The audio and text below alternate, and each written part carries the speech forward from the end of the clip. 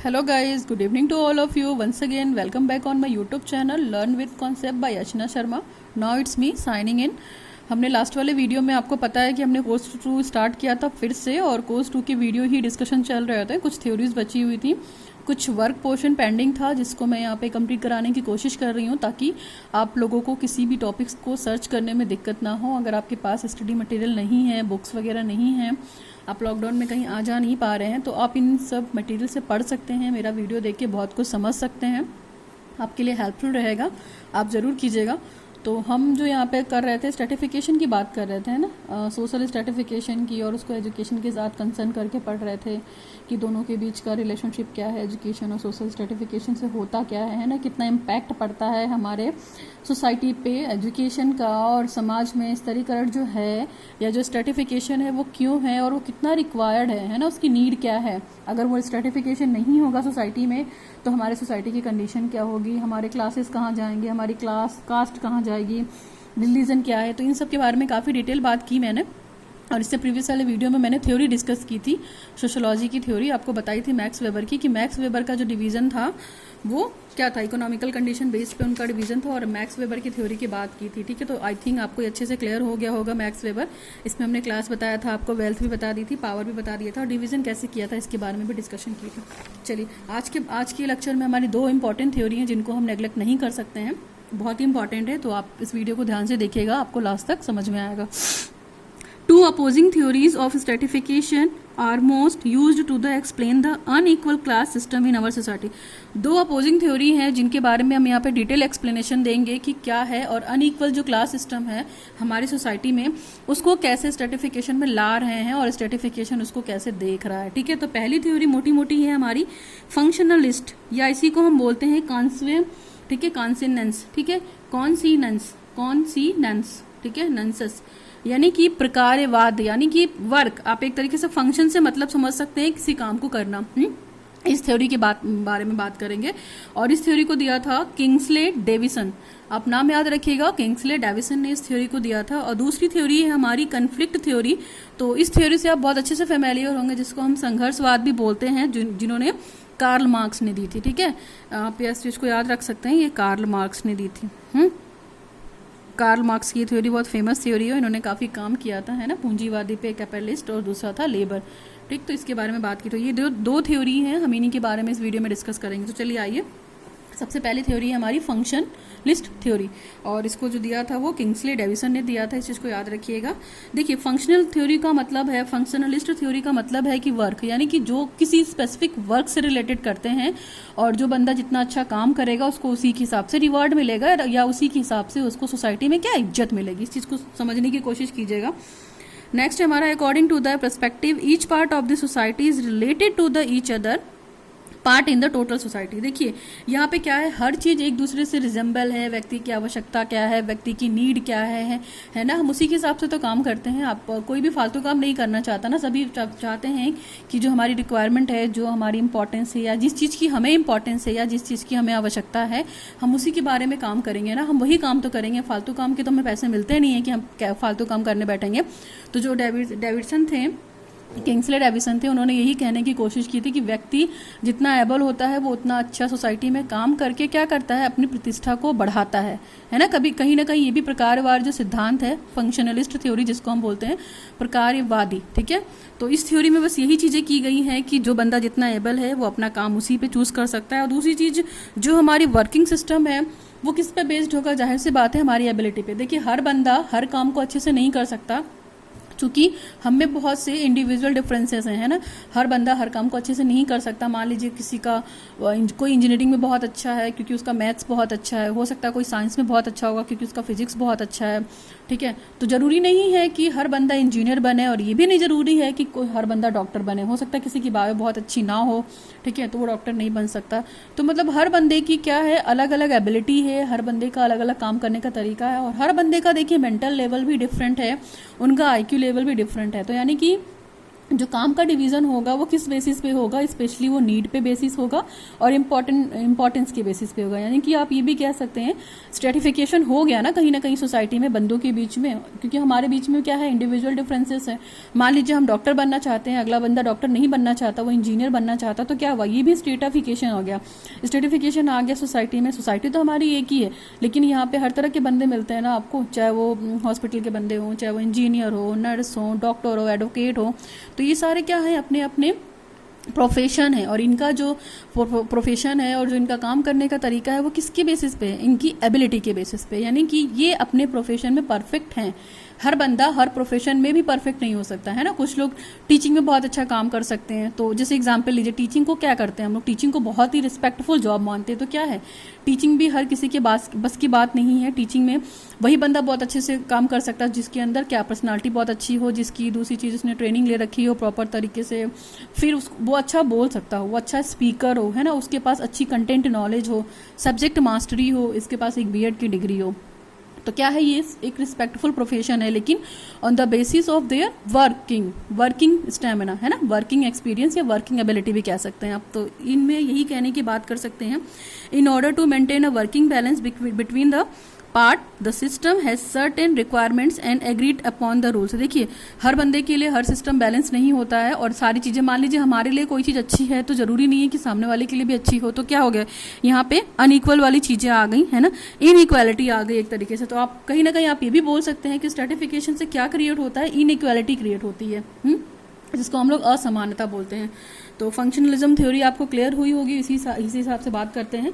ठीक, आगे वाला पॉइंट देखते हैं। आगे वाला पॉइंट में दे रखा था, people are induced to do what society needs done, motivated to fulfil roles by the extrinsic rewards money like prestige. देखिए, मान लीजिए यहाँ पे क्या है, पीपल अपने आप को, यानी कि जनता, हम लोगों की बात हो रही है यहाँ पे, वो जितना अच्छा काम कर सकता है अपने फील्ड में, सोसाइटी क्या करेगी, सोसाइटी की उसको मोटिवेशन की जरूरत होगी, सोसाइटी को उसको नीड्स की जरूरत होगी। लेकिन कहीं ना कहीं वो बंदा क्या करता है, अपने काम को कर अपने कार्य को बहुत ज़्यादा प्रमोट करता है और लोगों को दिखाता है कि हाँ, हमारे अंदर इतनी एबिलिटी है इस काम को करने के लिए।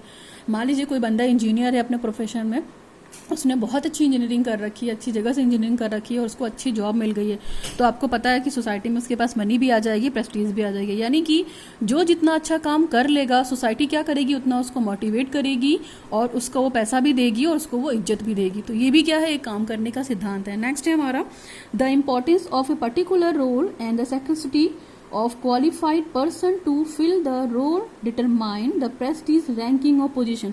देखिए, हर बंदे की इंपॉर्टेंस अलग है, पर्टिकुलर रोल अलग है, हर बंदे का अलग अलग रोल है, ठीक है, और वो अपनी क्वालिफिकेशन के हिसाब से हर बंदा क्या करता है, अपने काम को बनाता है, अपने काम को करता है, अपने काम को डिटरमाइन करता है, और क्या करता है, अपनी जो रैंकिंग है, अपनी जो क्लास है, उसको वो चेंज करने की कोशिश करता है शिक्षा के माध्यम से, है ना। आपको ये भी पता है कि हर बंदे का काम करने का तरीका अच्छा और दूसरा डिफरेंट होता है due to the individual differences. तो हर बंदा अपने आप के काम में परफेक्ट होने की कोशिश करता है, और वो जितना परफेक्ट होगा उसको सोसाइटी उतना रिवॉर्ड भी देगी, पैसा भी देगी, प्रेस्टीज भी देगी, और उसकी जो पोजीशन है वो रैंक भी करेगी। होप यू आपको ये समझ में आ रहा होगा कि फंक्शनलिस्ट थ्योरी क्या है, बहुत अच्छी है, बहुत ईजी है, ठीक है। नेक्स्ट है हमारा, for instance doctor are seen as a more important than the bartenders, ठीक है, and have the more prestige and the higher pay. देखिए, आपको पता है कि जैसे डॉक्टर का प्रोफेशन क्या है, बहुत ही उसको हम प्रेस्टीज के फॉर्म में देखते हैं, डॉक्टर को हम लोग भगवान की कैटेगरी में देखते हैं, तो इसकी इंपॉर्टेंस ज़्यादा है अदर जॉब के कंपैरिजन में, ठीक है। इसके बाद अगर इस तरह एग्जाम्पल ले सकते हैं आप, तो ये सब पोजीशन डोमिनेंट जॉब हैं जो जिनका वर्चस्व है सोसाइटी में, और उसको हम ख़त्म नहीं कर सकते हैं, है ना। अगर हम कोशिश करेंगे ख़त्म करने की तो हम उसको ख़त्म भी नहीं कर सकते। पोजीशन डोमिनेंट जॉब है, जैसे टीचिंग जॉब का मैंने एग्जांपल लिया था आपकी। टीचिंग जॉब क्या है, बहुत अच्छा प्रोफेशन है, टीचिंग एज अ प्रोफेशन, आप उसको अच्छे प्रोफेशन से जोड़ते हैं, क्यों, क्योंकि वहाँ बहुत रिस्पेक्ट है, डॉक्टर्स की भी बहुत रिस्पेक्ट है। तो ये भी काम करने का क्या है। फिर इसके बाद पॉइंट है, 3 positions which are most complex and important require to the most talent and training. देखिए, 3 पोजीशन सोसाइटी में बहुत इंपॉर्टेंट हैं और कॉम्प्लेक्स भी हैं, कॉम्प्लेक्स इन द सेंस कि बहुत टफ भी हैं लेकिन ज़रूरी भी हैं। जैसे that is education are the most highly rewarded. आपको पता है कि सोसाइटी क्या है, सोसाइटी में एजुकेशन बहुत ज़रूरी है और ये हाईली रिवॉर्डेड है। हर बंदे को एजुकेशन मिलनी चाहिए, यह आपका फंडामेंटल राइट भी है आर्टिकल 21A के तहत, ठीक है। आर्टिकल 21A के तहत ये आपका फंडामेंटल राइट बन गया है। पहले आर्टिकल 45 में था, अभी आर्टिकल 21A हो गया है। तो आपको जन्मसिद्ध अधिकार है कि आप शिक्षा प्राप्त करेंगे, और ज़रूरी नहीं है कि हर बंदे को हायर एजुकेशन मिले ही। हाँ, यहाँ पे तो प्राइमरी एजुकेशन ही कंप्लीट नहीं हो पा रही है, तो हम हायर एजुकेशन की बात कैसे करेंगे। तो ये तो हुई हमारी फंक्शनलिस्ट थ्योरी। आई थिंक आपको क्लियर हुआ होगा। चलिए फटाक से अपनी अगली थ्योरी भी देख लेते हैं।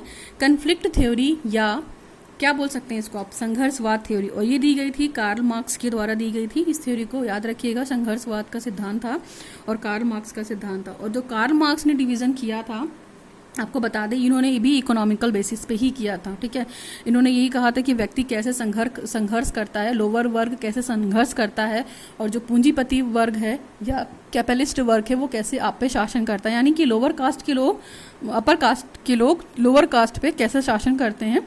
ठीक है, इसके बारे में बात करते हैं। इन्होंने संघर्ष के बारे में बात की है और बताया था इस बारे में। नेक्स्ट है हमारा, they believe that the problems in the educational system as a system from the conflict in the society as a whole. Education is but one part of system which is based on the have not. देखिए यहाँ पे resources की भी बात हो रही है, यहाँ पे स्ट्रगल की भी बात हो रही है कि सभी को हर तरह के रिसोर्सेज भी नहीं मिलते हैं। हायर क्लास के पास हर तरह के रिसोर्सेज होते हैं, लेकिन लोअर क्लास के पास रिसोर्सेज नहीं होते हैं। रिसोर्सेज इन द सेंस कि वो क्या खाना, ठीक है, तो रिसोर्सेज हमारे पास नहीं होते हैं। रिसोर्सेज इन द सेंस कि हम अपना फूडिंग मटेरियल हो गया, क्लोथिंग मटेरियल हो गया, या हाउस होल्डर हो गया, तो इन सब चीज़ों को ही कलेक्ट नहीं कर पा रहे हैं। कुछ लोगों के पास है, कुछ लोगों के पास नहीं है। तो कार्ल मार्क्स ने यही समझाने की कोशिश की थी कि हमारी सोसाइटी में कितना संघर्ष है। ठीक है, और एजुकेशन एक ऐसा पार्ट है, एजुकेशन एक ऐसा सिस्टम है जिसको मतलब करने से या एजुकेशन लेने से या शिक्षा होने से व्यक्ति समाज में कैसे अपनी क्लास को ऊपर कर सकता है। यानी कि यहाँ पे हर चीज़ के लिए स्ट्रगल है, अपनी इमेज बचाने के लिए, अपनी क्लास बचाने के लिए, अपनी प्रेस्टीज बचाने के लिए, सब चीज़ों के लिए स्ट्रगल है। नेक्स्ट वाले पॉइंट में बात करते हैं रिप्रोडक्शनिस्ट। ठीक है, और एक देखा जाए तो आपको बताया था मैंने कि इनइक्वालिटी जो है वो स्ट्रेटिफिकेशन का एक पार्ट है। तो रिप्रोडक्शनिस्ट में क्या था, रिविजनिस्ट हो गए, एंड नियो मार्क्सिज्म यानी कि नई मार्क्सवाद थ्योरी। ठीक है, तो उसमें इन्होंने क्या बोला, steaming from the idea that the upper middle class comprises to perpetuate the class own interest by the limiting access to the educational opportunity for the others। देखिए जो हायर क्लास के लोग हैं उनको तो बहुत अच्छी अपॉर्चुनिटी मिल जा रही है, और वो शिक्षा के माध्यम से क्या कर सकते हैं, अपना रिप्रोडक्शन बहुत अच्छे से कर सकते हैं। इन द सेंस कि अगर वो अपर मिडिल क्लास में भी हैं तो, और उनकी क्लास मान लीजिए अपर क्लास में चाहते हैं, तो वो एजुकेशन के माध्यम से उनको प्रॉपर अपॉर्चुनिटी मिल रही है। अपॉर्चुनिटी मिलने के साथ वो शिक्षा ग्रहण कर रहे हैं, और शिक्षा ग्रहण करके क्या कर रहे हैं, वो अपनी क्लास को प्रमोट कर रहे हैं ना कहीं वो अपनी क्लास को ऊपर कर ले रहे हैं। मगर अगर लोअर क्लास में हैं, ठीक है, तो अपनी क्लास का प्रमोशन भी कर रहे हैं। तो ये चीज़ें भी हैं, यहाँ पे अपर क्लास में आ जाएगा थ्रू एजुकेशन। मैंने इस चीज़ को हर बार बोलने की कोशिश की है, समझाने की कोशिश की है, और वो अपने इंटरेस्ट के अकॉर्डिंग भी काम करते हैं। लेकिन जो लोअर कास्ट के लोग हैं उनको हर तरह के रिसोर्सेज नहीं मिलते हैं, उनको इक्वल अपॉर्चुनिटी नहीं मिलती। यानी कि कहा जाए तो यहाँ पे इनइक्वालिटी की बात है, यहाँ पे इक्वालिटी की बात भी नहीं कर रहे हैं। तो ये लोग सोसाइटी में संघर्ष करते रहते हैं अपने अस्तित्व को बचाने के लिए, है ना, अपने सोशल क्लास को मतलब वहीं पे स्टेबलाइज करने के लिए। जैसे अपर क्लास के लोगों को क्या टेंशन रहती है, ऐसा ना हो कि कल को मेरी जॉब चली जाए या हमारे पास पैसा ना हो तो हमारी क्लास चली जाएगी, हमारी इज्जत चली जाएगी।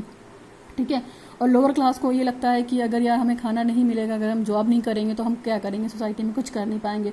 तो मतलब हर बंदा अपनी अपनी प्रेस्टीज बचाने की कोशिश कर रहा है, वो है ना, अपने आप को वहीं पे फिक्स करने की कोशिश कर रहा है। हायर क्लास का बंदा कभी नहीं चाहेगा कि वो मिडिल क्लास में जाए, हाँ, लेकिन लोअर और जो मिडिल क्लास का बंदा है वो हमेशा ये चाहेगा कि हमारा प्रमोशन हो और हम अपनी क्लास को चेंज करें, है ना, कास्ट को तो नहीं कर सकते। नेक्स्ट है हमारा कल्चरल कैपिटल। देखिए कल्चर में भी डिफरेंसेस हैं, स्ट्रेटिफिकेशन है। आपको पता है कि अगर हमारा जो कास्ट है, हिंदू, मुस्लिम, सिख, ईसाई हम हैं, तो हमारी अलग अलग बेसिस पे हमारा क्या है, डिवीज़न है, कल्चर का डिवीज़न है, सभी का डिवीज़न अलग है। जैसे हिंदू कल्चर है, हिंदू का कल्चर अलग हुआ, मुस्लिम कल्चर है, उसका कल्चर अलग हुआ, ठीक है, और सिख की बात करते हैं तो उनका कल्चर अलग हुआ, क्रिश्चियन की बात करते हैं तो उनका कल्चर अलग हुआ, है ना। हिंदू, मुस्लिम, सिख, ईसाई, सब इन सब की क्या है, अलग अलग कल्चर हैं, और ये अपने कल्चर को डोमिनेट करते हैं, ठीक है, और उसी हिसाब से अपनी नॉलेज को बढ़ाते हैं, जैसी उनकी रिक्वायरमेंट होती है, जैसी उनकी नीड होती है। तो जैसा जैसा जिसका कल्चर रहता है वो अपने अपने कल्चर को अडॉप्ट करता है, अपने कल्चर को वो क्या करता है, डीमोटिवेट नहीं करते हैं, अपने कल्चर को आगे प्रमोट करते हैं, उनको लॉस भी में नहीं डालते हैं। तो ये भी बहुत सारे फैक्टर्स हैं उनकी थ्योरीज में। उनका ये कहना है कि कुछ लोग अपने कल्चर की वजह से भी क्या होते हैं, सोसाइटी में उनकी कास्ट लोअर हो जाती है, उनकी क्लास घट जाती है। और आपको पता है कि डिवीज़न हमारा 4 बेसिस पे हुआ था, ठीक है। इसमें सबसे पहले ब्राह्मण था, फिर क्षत्रिय था, फिर वैश्य था, शूद्र था। तो क्या हुआ, इन सबके कल्चर अलग हुए। ब्राह्मण क्या थे, पंडित और पुजारी होते थे, और जो क्षत्रिय होते थे वो कहीं के राजा होते थे, वैश्य बिजनेस करते थे, ठीक है, ये प्राइस्ट होते थे या पंडित होते थे, ठीक। और शूद्र का काम क्या होता था, लोगों की सर्विस करना। तो देखिए सर्विस तो अगर हम आज की डेट में अगर हम कंसर्न में बात करें कहीं ना कहीं इनकी थ्योरी के हिसाब से, तो हम एक इंसान है, ठीक है, मान लीजिए हम एक पर्सन है और हम जॉब कर रहे हैं, तो जॉब करके हमने अपने प्रेस्टीज बहुत ऊपर कर ली है, ठीक। और उस प्रेस्टीज से क्या कर रहे हैं, हम अपनी सोसाइटी में रह रहे हैं, तो हमारी क्लास क्या होगी, मिडिल क्लास हो गई, अपर क्लास हो गई। इसके बाद हम अपनी फैमिली के लिए कुछ काम कर रहे हैं, तो कहीं ना कहीं वो सेवा वाला काम भी तो कर रहे हैं ना। जैसे हमने पढ़ लिया तो हमने पीएचडी की डिग्री ले ली, ब्राह्मण थे हम, ठीक है, तो हमने पीएचडी की डिग्री ली तो हम ब्राह्मण कहलाएं। फिर क्षत्रिय का काम क्या होता था, प्रजा की रक्षा करना। तो हम यहाँ पढ़ लिख कर अपने हम किसकी रक्षा कर रहे हैं, अपने फैमिली की रक्षा कर रहे हैं। फैमिली की रक्षा करने के बाद हमने बिजनेस किया, बिजनेस इन द सेंस कि मान लीजिए हमने जॉब किया, तो जॉब करके क्या कर रहे हैं, हम अपने फैमिली की सेवा कर रहे हैं। तो कहीं ना कहीं हमारी कास्ट क्या हुई, शूद्र भी हो सकती है, वैश्य भी हो सकती है, क्षत्रिय भी हो सकती है, ब्राह्मण भी हो सकती है। तो अगर आज की फिलॉसफी की बात की जाए तो कास्टिज्म कहीं ना कहीं क्या कर रहा है, खत्म हो रही है। और मतलब और कास्टिज्म खत्म हो रही तो स्ट्रेटिफिकेशन क्या होगा, स्ट्रेटिफिकेशन ऑटोमेटिक डाउन हो जाएगा। आप खुद समझिए कि अगर ये स्ट्रेटिफिकेशन रहा सोसाइटी में तो हमारी कास्ट रहेगी ही रहेगी, है ना। और अगर कास्टिज्म हावी हो गया तो स्ट्रेटिफिकेशन खत्म हो जाएगा, है ना। तो अगर कास्टिज्म खत्म होता है तो स्ट्रेटिफिकेशन बिल्कुल खत्म हो जाएगा। यानी कि अगर हम हिंदू मुस्लिम सिख ईसाई का जो बंटवारा है उनको हम अगर बातचीत करके देखें, तो अगर हम एक जनरल पर्सन है तो हमने यहाँ पे अगर इतनी सारी चीज़ें बताई कि हम अर्न कर रहे हैं, हमने पीएचडी की डिग्री ली और जॉब करने के बाद अपनी फैमिली की रक्षा कर रहे हैं, उनको खाना खिला रहे हैं, सर्विस दे रहे हैं, तो हम भी कहीं ना कहीं फिर ऐसी कैटेगरी के हो गए, है ना। जैसे वहाँ पे जो वैश्य काम करते थे, वहाँ पे वैश्य बिजनेस का काम करते थे, तो बिजनेस भी क्या है, एक तरीके का जॉब ही है, ठीक है, वो भी हम कर रहे हैं। और सर्विस इन द सेंस जो शूद्र करते थे, जो लोगों की सेवा, तो वो हम यहाँ पे अपनी फैमिली की कर रहे हैं। तो यहाँ पे तो कास्टिज्म खत्म हो गया, तो मैं अपनी कास्ट क्या बताऊँ, नहीं बता सकती ना मैं। तो ये सारी चीजें हैं। तो एक स्ट्रेटिफिकेशन को ये खतरा भी है कि अगर कास्टिज्म खत्म हो गया तो स्ट्रेटिफिकेशन की वैल्यू क्या होगी, लोग लड़ने लगेंगे, ठीक। तो यही सारी चीज़ें हैं। नेक्स्ट है इसमें सोशल क्लास। तो सोशल क्लास में देखिए आपको पता है कि 3 क्लास हैं आपकी, अपर मिडिल लोअर है। और ये क्या करते हैं, आपस में संघर्ष करते रहते हैं अपनी अपनी इज्जत को बचाने के लिए कि मिडिल क्लास वाला है तो मिडिल क्लास में बना रहे या उसे ऊपर की प्रमोशन करे। लेकिन अपर क्लास का बंदा कभी नहीं चाहेगा कि वो मिडिल क्लास में जाए और लोअर क्लास में जाए। रेस का मतलब यहाँ पे कलर भी हो सकता है, प्रीजुडाइसिस भी हो सकता है, इन्फीरियर और सुपीरियर वाला कॉन्सेप्ट भी हो सकता है। रेसिस का मतलब यहाँ पे प्रजाति से भी कंसीडर कर सकते हैं कि कभी कभी क्या होता है, लोगों को कलर के बेसिस पे भी हटा दिया जाता है। या सोसाइटी में देखिए, जैसे जिनका कलर फेयर होता है उनको लोग बहुत अच्छी नज़रों से देखते हैं, लेकिन जिनका कलर डाउन होता है उसको तो लोग इग्नोर करते रहते हैं। तो क्यों भाई, क्यों इग्नोर कर रहे हैं? जब कॉन्स्टिट्यूशन ने तुम्हें समानता का अधिकार दिया है, इक्वलिटी का कॉन्सेप्ट दिया है, तो तुम स्ट्रेटिफिकेशन में हो और तुम लोगों को अवॉइड कर रहे हो, है ना। तो उसको हम, ये हमारा परसेप्शन ही है कि हम लोगों को सुपीरियर बनाते हैं और लोगों को इन्फीरियर बताते हैं, ठीक। तो ये प्रीजुडाइसिस खत्म होना चाहिए, क्यों, क्योंकि ये पूर्वाग्रह है, ठीक। नेक्स्ट है हमारा सेक्स के बेस पे भी करते हैं हम। मेल डोमिनेंट सोसाइटी है तो उसी की बात करते हैं, मस्कुलाइन की बात करते हैं, फीमेल यानी कि फेमिनाइन की बात नहीं करते हैं। जेंडर आपको पता है सोशल कंस्ट्रक्ट है, ये बनाया हुआ रूढ़ी रिवाज है, तो इसको भी हम खत्म नहीं कर पा रहे अपनी सोसाइटी से। तो ये तो मार्क्सिज्म की थ्योरी थी कि व्यक्ति कैसे अपनी क्लास को सफ़र करता है, अपनी कास्ट से कैसे वो ऊपर जा रहा है और कैसे उसको बनाए रखने के लिए, अपने अस्तित्व को बनाए रखने के लिए काम कर रहा है। और इसमें शिक्षा एक ऐसा टूल है जो कहीं ना कहीं व्यक्ति को अपनी क्लास को ऊपर ले जाने में बहुत हेल्प करता है, उनके डेवलपमेंट में बहुत हेल्प करता है। आई थिंक आपको ये थ्योरी क्लियर हुई होगी। मैंने कोशिश की काफ़ी अच्छे से बताने की। कन्फ्लिक्ट थ्योरी यहाँ पे ख़त्म होती है। तो मेरे इस वाले वीडियो में 2 थ्योरीज कंप्लीट हो गई आपकी। एक तो कन्फ्लिक्ट थ्योरी जिसको कार्ल मार्क्स ने दिया था, दूसरी थ्योरी हमारी फंक्शनलिस्ट थ्योरी है। फिर भी इन केस अगर आपको कोई दिक्कत हो इस टॉपिक में या इस वीडियो में समझ में नहीं आया है तो you can ask me in my comment section. Okay, thanks for watching the video. Now signing off, Archana Sharma. Learn with concept by Archana Sharma.